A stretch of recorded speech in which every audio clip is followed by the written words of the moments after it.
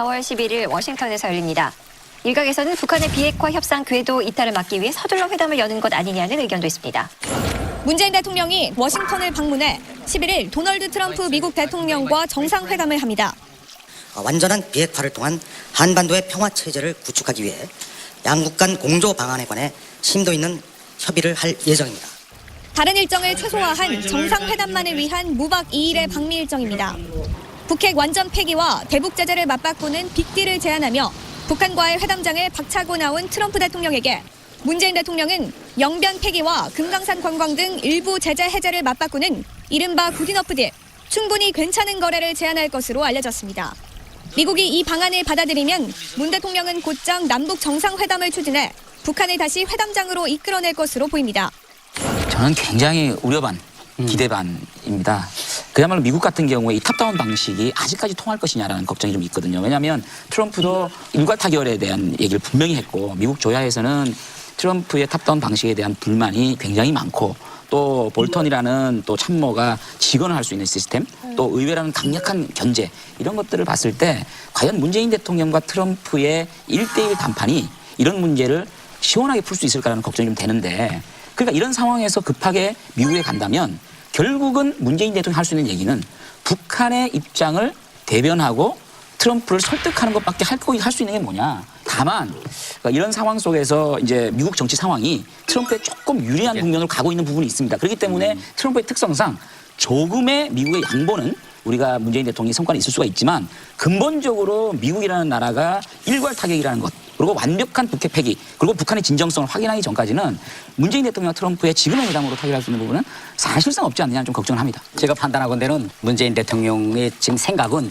트럼프하고 만나서 그 어떤 새로운 합의점을 도출하는 데 목적이 있는 것이 아니라 어떻게 하면 지금 김정은이가 돌발 상황으로 움직이지 않도록 잘 관리하는 것이 선차적인 목표인 것 같아요. 그래서 하노이 회담 결렬됐음에도 불구하고 그 다음날 대통령이 그 남북 경호 문제를 이거 빨리 추진해라고 이제 누가 보건대도 좀 상황에 맞지 않는 이런 이제 말씀을 한다든가 그다음에 다른 하나는 이번에 4월 11일 날 날짜를 정해졌는데 실제 4월 11일로 정한 건 우리 정부로서는 그보다 훨씬 이전에 하고 싶었는데 트럼프가 결국은 4월 11일밖에 날짜가 없다 이렇게 돼서 4월 11일로 정한 거예요. 받은 거 아닙니까? 그렇죠.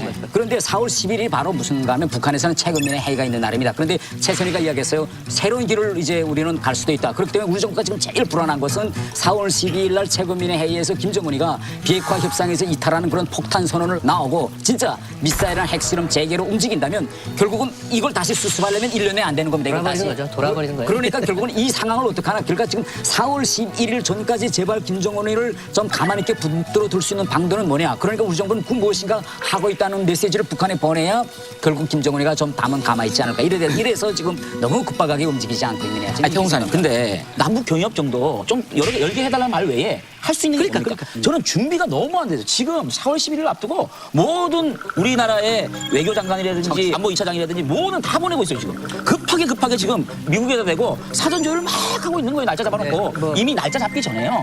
우리 외교관들을 미국 조야도 보내고 또 미국의 실질적인 정책 위반자들 보내가지고 이 문제에 대한 큰 그림을 잡고 가는 게 훨씬 안전한 판을 안 깨기 위해서 그런 일을 해야 되는데 답답하시니까 할 수 있는 비판이고요. 답답한 게 아니고요. 이렇게 급하게 판 깨기 쉬운 상황으로 몰고 가는 거예요 이게.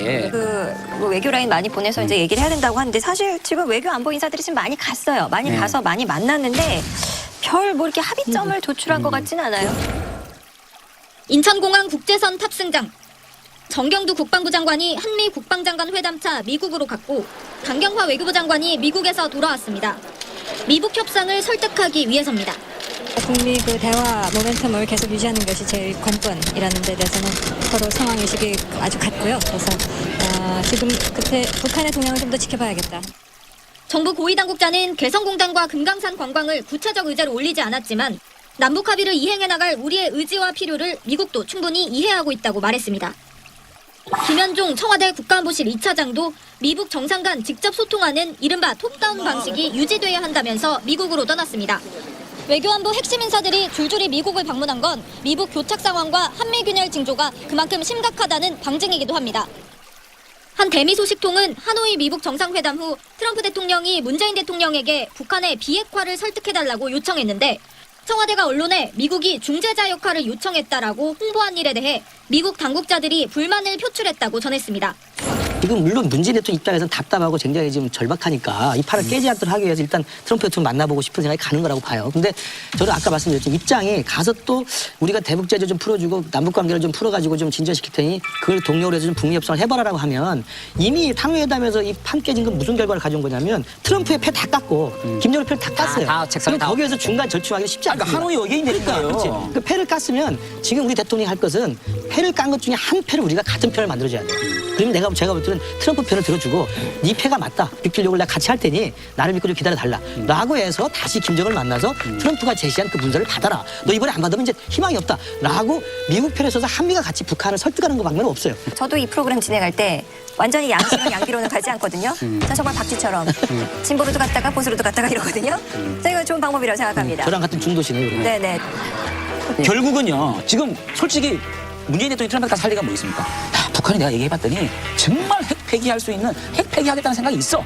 분명히 진정성을 내가 담보해줄게 라는 말 외에 뭘 하겠습니까? 근데 그거를 트럼프가 믿겠냐고. 김정은 만나고 왔어요. 만났는데 김정은이 핵 폐기 의도가 거기에 퀘스천 마크가 붙은 거거든요. 그 진정성에. 그다음 그 진정성은 트럼프가 직접 김정은을 만나서 느낀 건데 문재인 대통령이 담보할 수 있습니까? 그다음에 경협 열어달라고 열어줍니까? 하노이 회담 의계인을 지금 트럼프 대통령한테 부탁하러 간다? 어떤 성과가 있을까? 좀 걱정이 됩니다. 그러니까 반박을 못 하겠어요. 대신 아니 틀린 말이 아니에요. 예, 근데 김근식이라는 정치학 교수에게 물어볼게요. 예. 정치한 사람 말고. 예. 정치인인데 무슨 시작도 못했어요. 빼고 뭐 되지도 않을 것 같아요. 그래서 왜 그러세요? 그럼 지금까지는 북핵의 완전한 폐기의 가능성을 보고서 지금 가고 있는 거고 예, 그 예. 기간 1년 반 돼 2년 됐어요. 불가능성을 자꾸 상상한다는 게 환상이라는 거예요. 아니 그러니까 환상인지 현실인지 미리 그렇게 비관적으로 생각 마시고 우리 정부가 그리고 미국과 공조해서 하는 노력을 적어도 1년은 지켜볼 수 있어야 된다고요. 제가 판단하건대는 그러면 과연 이 문 대통령님이나 진보 정권이 김정은이가 핵을 포기할 수도 있다. 포기한다 이렇게 믿고 있을까요? 저는 아니라고 봅니다. 아니요. 저는 절대 문재인 대통령 개인을 믿고 있어요. 예? 만약에 핵을 절대 포기하지 않는 그게 상태에서의 경제 교류만 해서 핵 있는 평화를 핵 있는 궁극적으로 공존을 핵 있는 평화를 얘기하는 걸 문정부가 핵 있는 상호 공존을 원한다고 생각한다면 그 진짜 다 달아납니다. 왜냐하면 나부터 아니거든. 아니 그렇게 얘기는 하지 않죠. 그건요. 제가 볼 때 저는 핵 폐기 여부와 또 대통령이 어떻게 생각하는가는 이제 네. 이번 3월 말에 국내에 아주 권위 있는 외교안보 저널이 있어요. 네. 거기에 쓴 김근식의 논문이 있습니다. 그래서 그동안에 이제 국제사회에서 비핵화에 성공한 사례가 있고 실패한 사례가 있잖아요. 그러면 성공한 사례는 왜 성공했는지, 실패한 사례는 왜 실패했는지 그 성공 요인과 실패 요인을 추출할 수가 있죠. 그걸 가지고 우리 한반도 적용해보면 그 김근식 논문의 결과에 따르면 핵 폐기는 불가능하다고 나와 있어요. 체제 변화가 그렇습니다. 예, 제가 똑같이 말씀드렸죠. 그래서 김근식 교수가 보수화된 거군요. 저는 보수화가 아니라 안보가 우리는 포기할 수 없는 거기 때문에 튼튼한 안보를 우리가 팀들이 갖고 있으면은 튼튼한 안보는 해야죠. 핵무기를 가지고 있어서 핵무기 쓰지를 못합니다. 그러니까 가지고 있는 핵무기를 쓰지 못하게 하고 에드리안 농창이나 아니면 스페인 대사처럼 북한 내부 주민들의 주체적 역량을 믿고 기다리면 되는 거예요. 아웃백인가 뭐 있죠. 아웃백인가 뭐 있죠. 아웃백인가 뭐 있죠. 제재를 완화했다가 언제라도 스냅백. 아웃백은 스테이크고. 나는 스테이크를 너무 좋아하다 보니까. 농담으로 말씀하신 건데. 스냅백이란 언제라도 되돌릴 수 있는 거죠. 그거는. 예, 태호사님, 이 문 대통령이 한미 공조의 틈을 벌리려는 그런 세력이 있다 이렇게 발언한 거에 대해서 어떻게 보세요? 저는 그 한미 공조의 틈을 벌리려는 세력이 있다고 보다도 한미 공조에 지금 엄청난 틈이 있다고 저는 생각합니다. 왜 이렇게 생각하는가 하면 이번 하노이 회담에서 결렬된 기본 원인은 트럼프 대통령은 포괄적 합의 단번 이행입니다. 한 번에 합의하고 단번에 가자 이런 빅딜이고 김정은은 단계적 합의, 단계적 이행입니다. 합의 자체를 포괄적으로 하지 말고 요만큼 합의하고 그거 이행하고 다음 단계로 넘어가자 해서 북한은 이걸 가능한 것부터 하나씩 하자는데 우리 정부가 이번에 내놓은 good enough 딜은 근본적인 문제에서 포괄적 합의 대 미국은 단번 이행이지만 우리는 단계적 이행입니다. 단계적 이행이라는 이것은 북한의 핵무기를 가지고 있는 걸 인정하고 상당한 기간 있는 상태로 가자 이거지 않습니까? 결국은 이거기 때문에 저는 이 우리 정부 이번에 good enough deal 이 자체도 결국은 미국 정부하고는 아주 원칙적인 근선에서 대단히 이게 차이 나는 이제 딜이다. 저는 이렇게 생각합니다. 근데 태호사님은요, 이 네. 북한은 한미 정상회담 이전에 판문점 남북 정상회담을 성사시키고 싶어 할 것이다. 네. 이렇게 말씀을 하셨어요. 이건 어떤 의미인가요? 이게 왜 중요하면 우리가 북한의 동작 원리를 들여다보면 이렇게 이렇게 되어 있습니다. 북한은 지금까지 이 문제를 어떻게 주도했는가 하면 항상 남이 보건대는 김정은이나 북한이 이 흐름을 주도한다라는 이미지를 가지고 지금까지 왔습니다. 또 그 동작 원리대로 돼왔고 우리가 잠깐 뒤돌아보면 보세요.